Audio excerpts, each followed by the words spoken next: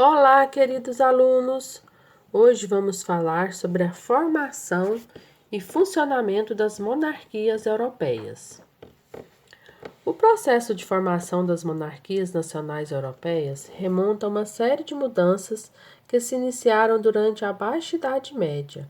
De fato, o processo de consolidação das monarquias foi um dos mais evidentes sinais das transformações que assinalavam a crise do sistema feudal e a construção do sistema capitalista, legitimado pela nascente classe burguesa.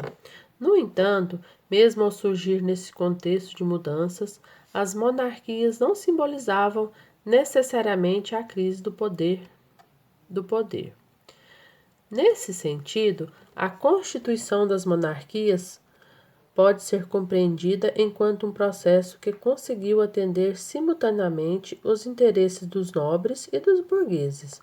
Por um lado, a formação das monarquias conseguiu conter as diversas revoltas camponesas que marcaram os finais da Idade Média com a reafirmação da propriedade feudal.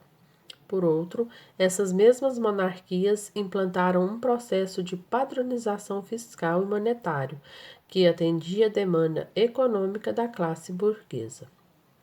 Por isso, podemos notar que o Estado monárquico buscava preservar algumas tradições medievais e criar novos mecanismos de organização política. Nesse novo contexto, o poder local dos senhores feudais foi suprimido em favor da autoridade real.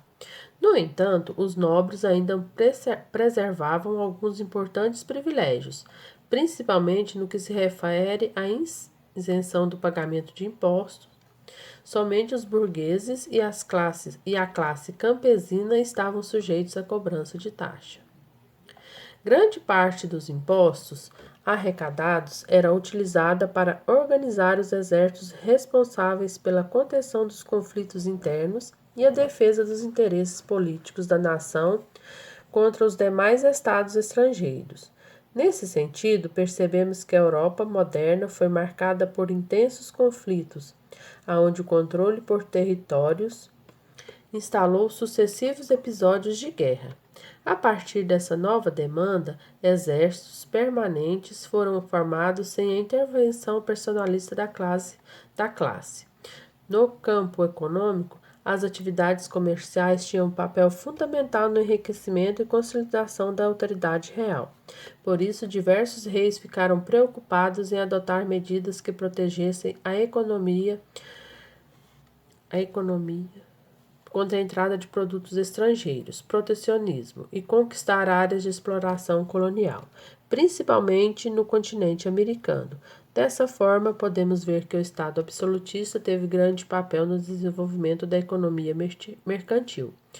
O rei, sendo a expressão máxima desse tipo de governo, contou não só com o auxílio dos grupos sociais burgueses, tendo a Europa preservado uma forte religiosidade.